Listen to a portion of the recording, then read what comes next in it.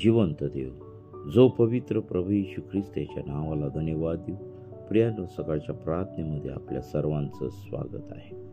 देवाने आपल्याला हा सुंदरसा दिवस दाखवला, त्याबद्दल आपण त्या जिवंत देवाला धन्यवाद देऊ.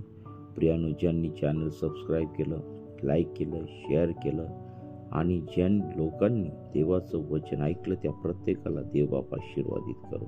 आपण सुरुवातीची प्रार्थना करू. हालेलुया, स्तुती, धन्यवाद ईश्वर देव बापा.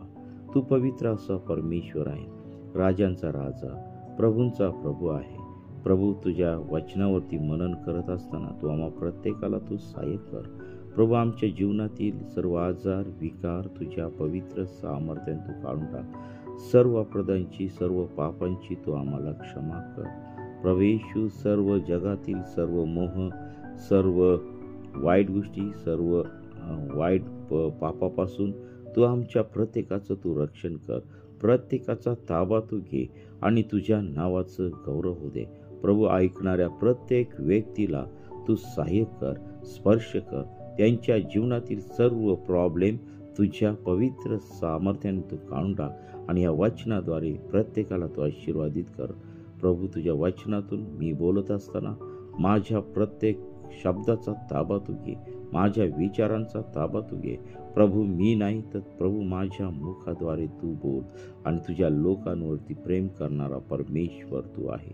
राजांचा राजा आहे, प्रभूंचा प्रभू आहे. प्रभू येशू, तू दया कर आणि तुझ्या नावाचं गौरव होते पित्या परमेश्वरा. इथून पुढची वेळ काळ सर्व काही तुझ्या पवित्र चरणाजवळ समर्पित करत आहे. ही प्रार्थना येशूच्या नावाने मागतो म्हणून दे, आमेन. प्रियानो, सकाळच्या प्रार्थनेमध्ये आपल्या सर्वांचं स्वागत आहे. आणि खरोखर या सकाळच्या प्रार्थनेमध्ये प्रभूने आपल्याला ही सुंदरशी वेळ दिलेली आहे. आज ही वेळ तुम्हाला आणि मला भेटलेली आहे, परंतु अनेक लोकांना ही वेळ भेटलेली नाही आहे. आणि म्हणून या संधीचा फायदा आपण करून घेऊया आणि देवाची सेवा करूया. आपण सुरुवातीला एक गीत गाऊया आणि देवाच्या नावाला धन्यवाद देऊया. मधाच्या रुचीपेक्षा देवाचे वचन किती गोड आहे मनुजा. मधाच्या रुचीपेक्षा देवाचे वचन किती गोड आहे मनुजा. आणि ज्याचे वचन प्रिय आहे ते सुखी होतील सदा. आणि ज्याचे वचन प्रिय आहे ते सुखी होतील सदा. मधाच्या रुचीपेक्षा देवाचे वचन किती गोड आहे मनुजा. प्रियांनो, या गीताद्वारे देवबाप तुम्हाला मला आशीर्वादित करो. आणि खरोखर हे सुंदरसं गीत आहे. मधाच्या रुचीपेक्षा देवाचे वचन किती गोड आहे मनुजा. आणि खरोखर मधाच्या चवीपेक्षा देवाचं वचन खूप गोड आहे प्रियांनो. आणि ते वचन आम्ही आपल्या जीवनामध्ये घेतलं पाहिजे. असो, आपण आजच्या मननाकडे वळूया. निर्गमनाचा 36वा अध्याय आणि दुसऱ्या वचनापासून आपण पुढे पाहणार आहोत. लोक भरपूर दाणे आणतात. नंतर बसालेल व अलियाब यांना आणि ज्या ज्ञानी मनुष्यांच्या मनात परमेश्वराने बुद्धी घातली होती व ज्यांना हे कार्य करण्याची स्फूर्ती झाली होती, त्यांना मोशेने बोलवले आणि पवित्र स्थानाच्या सेवेसाठी म्हणजे ते बांधण्यासाठी इस्रायल लोकांनी जे एकंदर अर्पण आणले होते ते ह्यांनी मोशेच्या पुढून घेतले.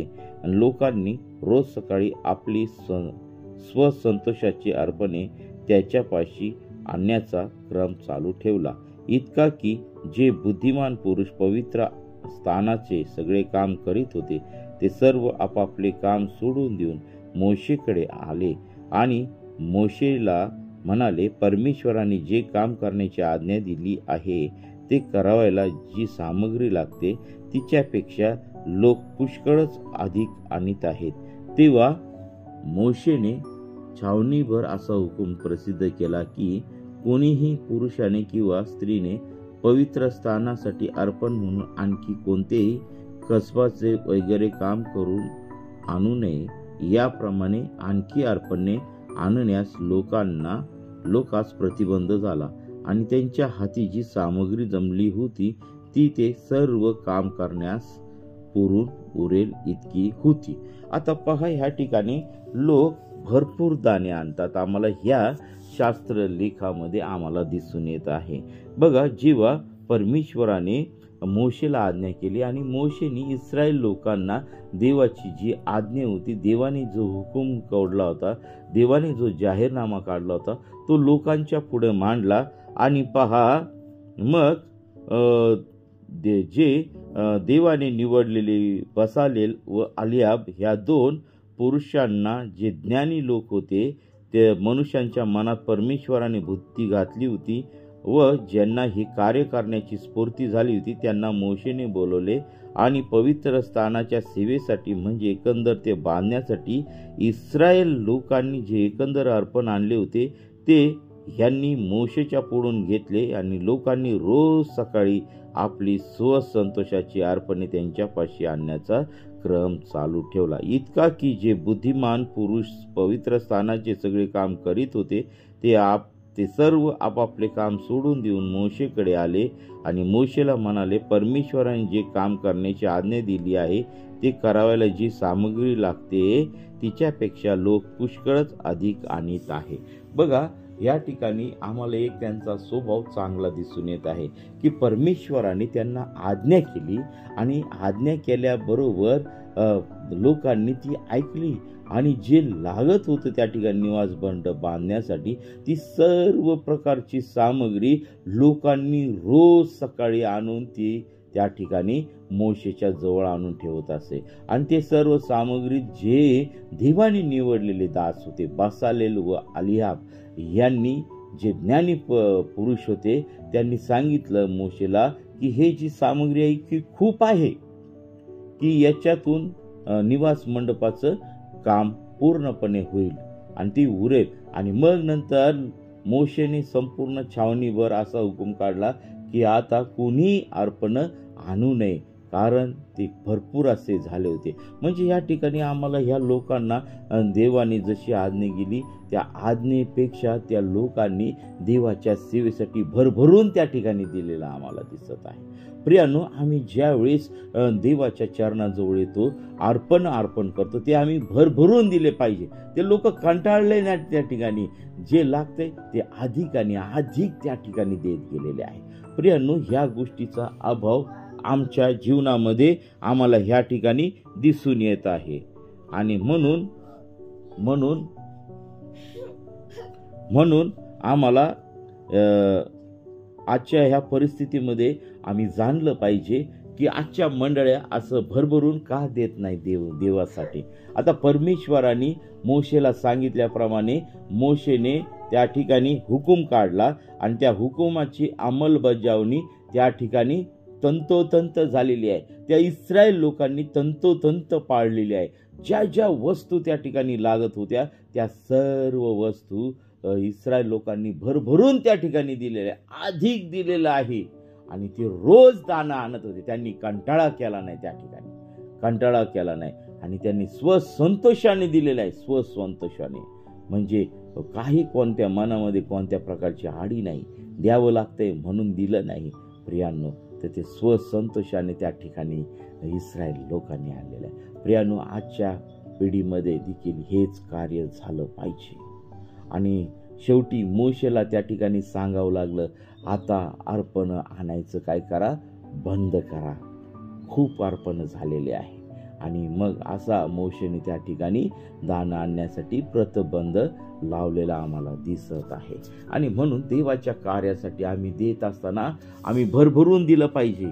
आता आम्ही कधी कधी चर्चला जातो आणि खरोखर मी तुम्हाला सांगतो की आम्ही जेव्हा अर्पण देण्याची वेळ येते त्यावेळेस आम्ही खिशामध्ये 5-10 रुपये शोधतो. अतिशय शोकांकित गोष्ट आहे. प्रियांनो, मी एक तुम्हाला सांगतो की आम्ही ज्या वेळेस परमेश्वराला अर्पण देतो त्यावेळेस आम्ही भरभरून ती दिली पाहिजे. आमच्या हाती जेवढं येईल तेवढं आम्ही परमेश्वराला दिलं पाहिजे. आणि तुमच्या जगण्याची, तुमच्या परिस्थितीची तुम्ही जाणीव त्या ठिकाणी ठेवू नका, कारण परमेश्वर देव हा 100 पटीने देणारा परमेश्वर आहे, आशीर्वादित करणारा परमेश्वर आहे. प्रियानो, मी असाच एका चर्चला त्या ठिकाणी जॉईन झालो. मी त्या ठिकाणी नाव सांगत नाही. आणि त्या चर्चला जॉईन झाल्यानंतर मला देण्याचा हात नव्हता, मी खरं स्पष्टपणे तुम्हाला सांगतो. आणि त्या ठिकाणी माझे जे सिनियर पाळक होते ते त्या ठिकाणी त्यांचं दशमांश आणि अधिकाने अधिक ते परमेश्वराच्या भांडारामध्ये देत होते. आणि मी त्यांच्याकडे पाहून मग त्या ठिकाणी मी पण त्या ठिकाणी द्यायला शिकलो. आणि ज्या वेळेस मी परमेश्वराला अधिकाने अधिक देत गेलो त्यावेळेस परमेश्वराने मला त्या ठिकाणी माझ्या परिवाराला, माझ्या कुटुंबाला अधिक आणि अधिक आशीर्वाद देत गेला. मग त्या ठिकाणी मी मर्यादा ठेवली नाही, भरभरून देवाला देण्याचा प्रयत्न केला. आणि मग तो अर्पणच नाही, दानच नाही, तर वेगवेगळ्या पद्धतीने देखील माझा वेळ म्हणा, सेवेसाठी वेळ म्हणा, मग प्रार्थनेसाठी निघण्यासाठी, जाण्यासाठी लागणाऱ्या सर्व गोष्टी, सर्व प्रकारचे मदत त्या ठिकाणी सेवेसाठी करण्याचा मी निर्धार त्या ठिकाणी केला.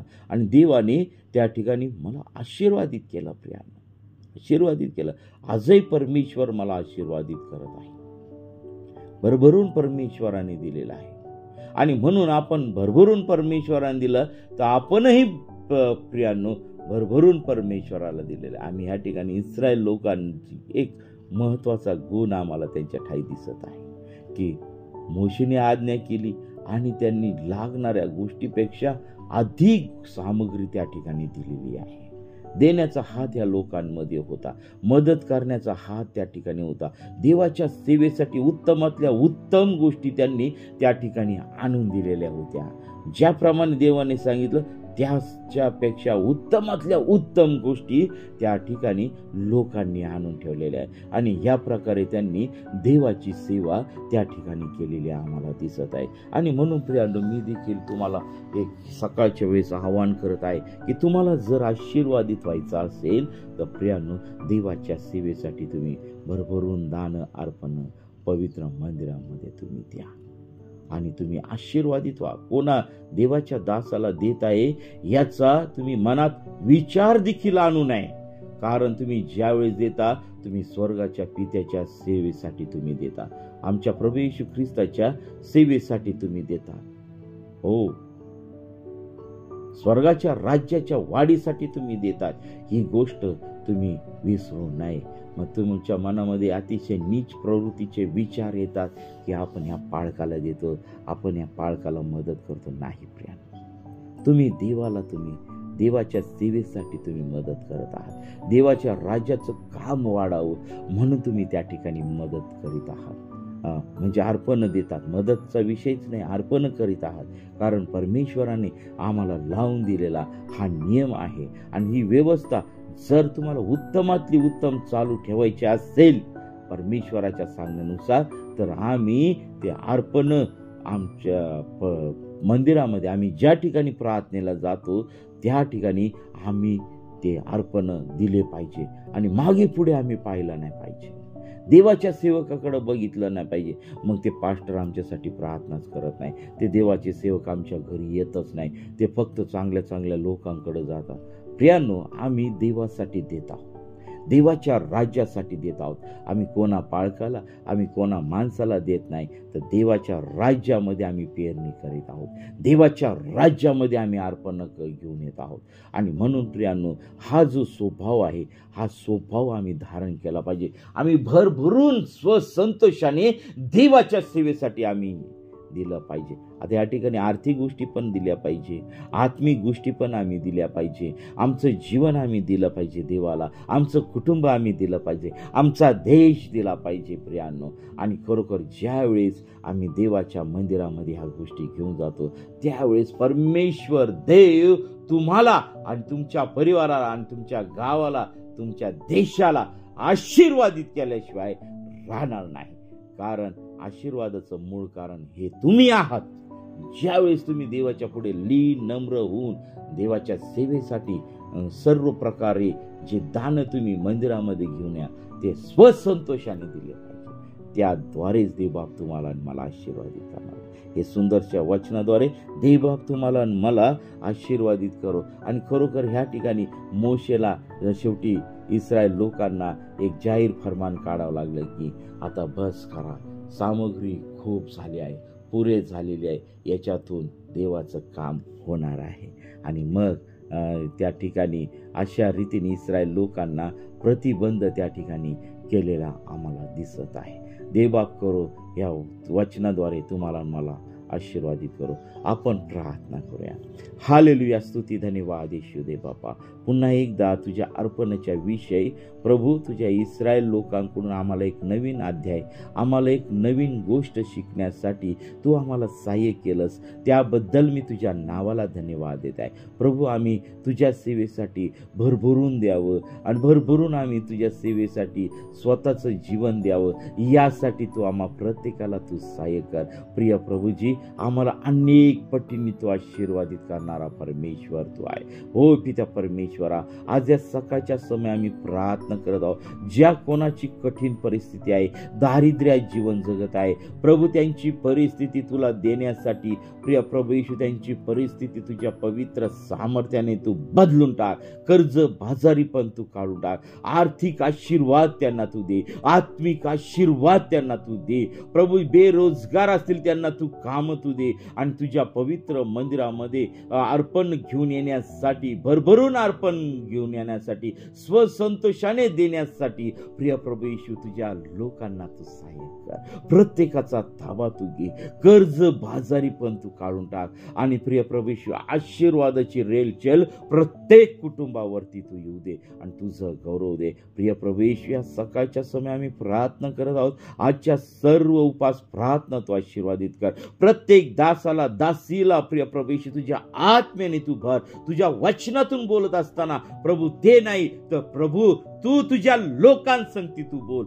जसा तू इस्रायल लोकांसंगती बोलत होता तसंच प्रिय प्रभू येशू ह्या तुझ्या इस्रायल लोकांसंगती तू बोल, विश्वासणाऱ्या लोकांसंगती तू बोल आणि तुझं गौरव होऊ दे पित्या परमेश्वरा. प्रिय प्रभू येशू, सर्व निसर्गातील सर्व पीडांपासून, सर्व संकटापासून प्रिय प्रभू येशू तुझ्या लोकांचं तू रक्षण कर. सर्व व्यभिचारी वृत्ती, सर्व प्रकारची मूर्तीपूजा, सर्व प्रकारचा द्वेष, निंदा, वाईट गोष्टी प्रिय प्रभू येशू, एकमेकांच्या विरुद्ध बोलणारा दुरात्मा, सर्व सैतानी दुरात्मे येशूच्या नावामध्ये निघून जाऊ दे आणि तुझं गौरव दे. प्रिय प्रभू येशू, आम्हा प्रत्येकाला शुद्ध अंतःकरण, शुद्ध मन तू दे आणि तुझ्या नावाचं गौरव दे पित्या परमेश्वरा. प्रिय प्रभू येशू, ही सकाळची वेळ तू आशीर्वादित कर. पवित्र सामर्थ्याने तुझ्या लोकांना तू स्पर्श कर. सर्व आजार, रोगराई, सर्व संकट, सैतानाच्या पीडा, सैतानाने बांधलेले सर्व दुरात्मे नासूर येशूच्या नावामध्ये तू काढून टाक. प्रिय प्रभू येशू, प्रत्येकाला तू स्पर्श कर आणि तुझ्या नावाचं गौरव दे. पित्या परमेश्वरा, आम्ही तुझ्या पवित्र चरणाजवळ येतो. तू आम्हा प्रत्येकाला तू सहाय्य कर, मार्गदर्शन कर. प्रिय प्रभू येशू, प्रभू आज आम्ही प्रार्थना करतो, विशेष प्रार्थना प्रभू आमच्या जुन्नर तालुक्यामध्ये प्रभू जो काही बिबट्यांनी प्रिय प्रभू येशू जे काही ह्या ठिकाणी गोंधळ घातलेला आहे, तो सर्व गोंधळ प्रिय प्रभू येशू तुझ्या पवित्र सामर्थ्याने तू काढून टाक. प्रभू त्या प्राण्यांचा ताबा तू घे. त्यांना खावयासाठी अन्न नाही प्रभू, त्या प्राण्यांना खावयासाठी अन्न तू दे. आणि प्रिय प्रभू येशू, जी संख्या वाढत आहे ती तू मर्यादित कर. या ठिकाणी दिवसेंदिवस जनावरांवरती हल्ले होत आहेत, माणसांवरती हल्ले होतात प्रभू, त्यांचे तोंड तू बंद कर आणि प्रभू येथील सर्व लोकांचं, नागरिकांचं तू रक्षण कर आणि तुझं गौरव दे. विशेष करून माझा शेतकरी बांधून जो काय आर्थिक संकटामध्ये आहे प्रभू, त्याला तू धीर दे प्रभू, त्याला लागणाऱ्या सर्व गरजा तू पुरून दे आणि तुझं गौरव दे. विशेष करून प्रिय प्रभू येशू, आमचे सर्व वडीलधारे व्यक्ती, आमचे आई वडील, आमचे सर्व नातेवाईक, आमचे सर्व मित्रजन प्रभू, जे आम्ही ज्या ज्या ठिकाणी कामाला आहोत त्या सर्व संस्था कंपन्या, उद्योगधंदे सर्वांना तू आशीर्वादित कर. जे कोणी आम्हाला आत्मिक, आर्थिक सर्व गोष्टींनी मदत करतात त्या प्रत्येकाला तू आशीर्वादित कर आणि तुझा गौरव दे. ही प्रार्थना येशूच्या नावाने मागतो म्हणून तो ऐक. आमेन. प्रियानो, आपल्याला जर प्रार्थनेची गरज आहे तर 9730301668 या क्रमांकावरती संपर्क करा. आम्ही आपल्यासाठी प्रार्थना करीत आहोत. देव बाप आपल्या प्रत्येकाला आशीर्वादित करो. आमेन. आमेन.